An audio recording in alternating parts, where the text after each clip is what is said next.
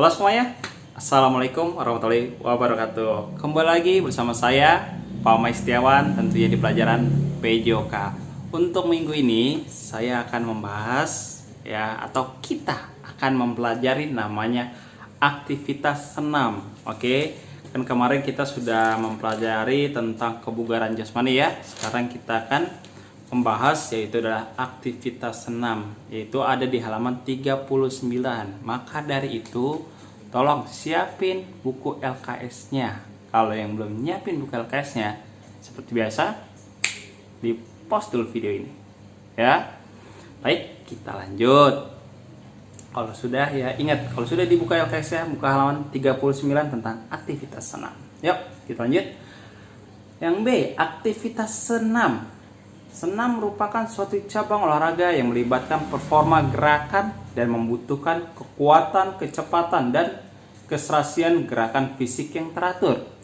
Pada aktivitas pembelajaran senam, kali ini kamu akan mempelajari aktivitas pembelajaran senam lantai dan senam irama. Ya, jadi kamu mempelajari ada dua, yaitu senam lantai dan senam irama. Oke, kita lanjut. Nah, ini dia. Yang pertama yaitu aktivitas pembelajaran rangkaian senam lantai ya. Oh ya, sebelum saya membahas lebih jauh, saya di sini akan maksudnya membahas yaitu tentang hal dasarnya saja. Ya, tidak terlalu jauh banget. Kalau terlalu jauh banget yang ada ntar nih videonya bakalan lama. Kamunya puyeng lagi nih nantinya ya. Kita lanjut. Senam lantai yaitu gerakan senam yang dilakukan di lantai. Pada umumnya, peralatan yang digunakan dalam senam lantai berupa matras. Tujuan melakukan senam lantai yaitu meningkatkan kemampuan melakukan bentuk gerakan senam lantai serta bentuk gerakan yang melibatkan alat-alat tertentu. Oke, baik. Coba perhatiin dulu ya sebentar. Jadi gini, dalam senam lantai ini dia membutuhkan namanya alas, yaitu adalah matras. Mungkin bagi yang belum tahu, matras itu ada yang tipis, ada yang tipis banget, ada yang tebel juga. Nah, tujuannya buat apa sih matras ini? Buat melindungi badan kamu dari apa? Dari lantai. Bukan berarti namanya senam lantai kamu benar-benar ngelakuinnya di lantai benar. Ya, yang ada ntar sakit badan kamu kalau di lantai, ya. Maka dari itu dibutuhkan namanya matras untuk melindungi badan kamu. Jadi lebih safety, lebih aman, ya lebih enak ya. Kurang lebih gitu. Karena ada yang tipis ya, ada yang tipis banget, ada yang agak tebelan, ada yang tebel banget ya. Nah, kalau yang tipis atau yang sedangnya itu agak lentur dia. Karpet kalau bahasa kamu. Karpet, tapi ini yang agak tebel ya, dalam artian kurang lebih gitu. Kalau yang tebel yang ya lumayan ya, itu kayak kasur tapi isinya busa semua, tapi matras. Oke. Nah, baik, kita lanjut. Di sini di dalam senam lantai kadang mikiran kamu tuh senam lantai itu senam berarti berhubungan dengan ada musiknya ya, bukan. Tapi itu yang ada musiknya adalah senam irama, beda lagi, ntar kita bahas habis ini ya. Kalau senam lantai ya cuman gerakan hal dasar, gerakan yang mudah lah ya untuk dilakukan gitu.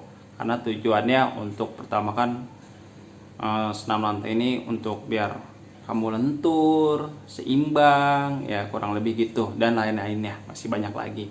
Nah, di sini ada contoh gerakannya ya. Coba lihat sini ada dua gambar ya, di sisi kiri dan kanan. Yang paling sisi kiri di situ adalah kan di sini itu ya. Coba lihat tuh keterangan di bawahnya.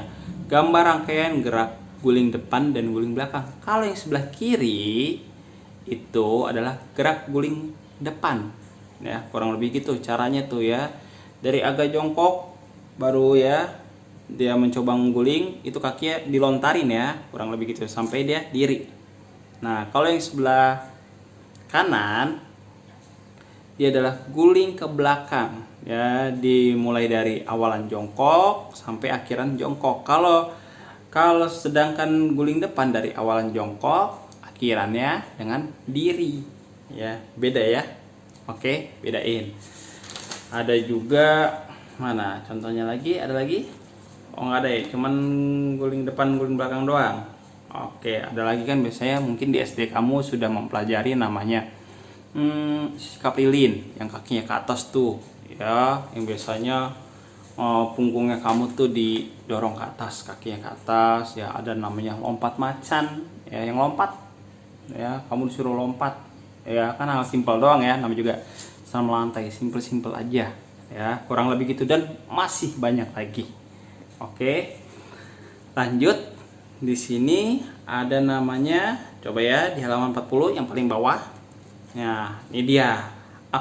Nah, di sini yang kedua, aktivitas pembelajaran senam irama. Senam irama atau disebut juga senam ritmik adalah gerakan senam yang dilakukan dengan irama musik atau latihan bebas yang dilakukan secara berirama. Senam ritmik dapat dilakukan dengan menggunakan alat ataupun tanpa alat. Alat yang sering digunakan adalah gadai, simpai, tongkat, bola, pita, dan topi. Unsur yang diperlukan dalam senam irama adalah nih, yang penting banget ya, yaitu yang A, kelentukan, B, keseimbangan, keluasan, fleksibilitas, kontinuitas, dan ketepatan. Dan kita perlu menguasai teknik gerakan pada senam irama agar mencapai gerakan yang serasi dan bermanfaat bagi jasmani dan rohani.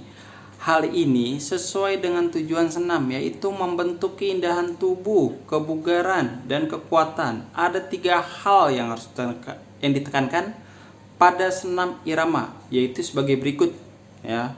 Ada 3 tuh ya, dari yang di atas tadi ya, yang sampai F, ini ada 3 yang perlu ditekankan ya, diingat. Yang pertama yang A, ketepatan musik atau irama. Yang B, kelentukan atau fleksibilitas. Yang C, kontinuitas gerakan. Nah, dalam arti gini ya, namanya juga senam irama. Nah, itu walaupun di sini kan udah ya dijelaskan, yaitu adalah latihan bebas yang dilakukan secara birama. Dalam arti gini, walaupun gerakannya bebas ya, ataupun musiknya bebas, ingat, perlu diperhatikan. Di sini ada namanya ketepatan musik atau irama. Jadi gerakan kamu dan musiknya itu pas buat namanya senam. Nggak semua musik bisa dibuat senam ya, gitu. Jadi ada beberapa musik yang bisa buat senam, dan ada beberapa gerakan yang tidak bisa dilakukan buat senam ya, kurang lebih gitu.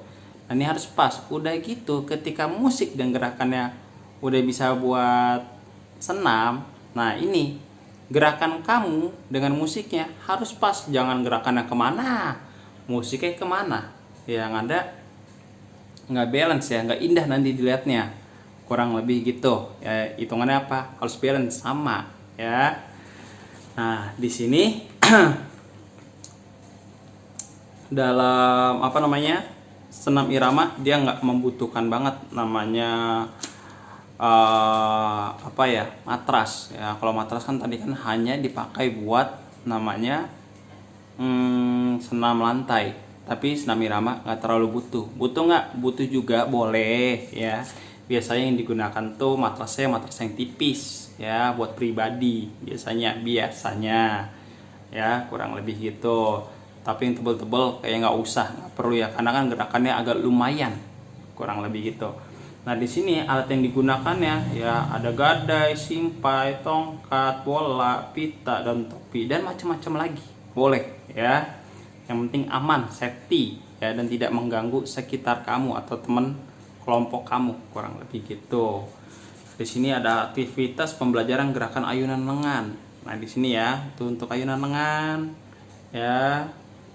Nah, terus ada lagi namanya apa itu? Aktivitas pembelajaran kombinasi gerakan langkah kaki dan gerak ayunan lengan. Jadi langkah kaki kamu sesuai dengan lengan kamu ya, entahlah kakinya entah mau ke depan atau ke belakang atau ke samping ya, kiri kanan ya, sesuai dengan lengan kamu dan badan kamu juga. Jangan kamu udah langkah badannya kemana tahu, lengannya kemana tahu. Makanya itu semuanya harus seimbang. Karena senam irama ini sebenarnya kalau secara teori emang agak ribet, tapi kalau secara dipraktekkan itu sangatlah mudah ya, kurang lebih gitu untuk senam irama ya. Oke, baik, kayaknya udah cukup ya apa yang saya jelaskan untuk minggu ini. Kurang lebihnya saya mohon maaf bila ada salah-salah kata. Wassalamualaikum warahmatullahi wabarakatuh.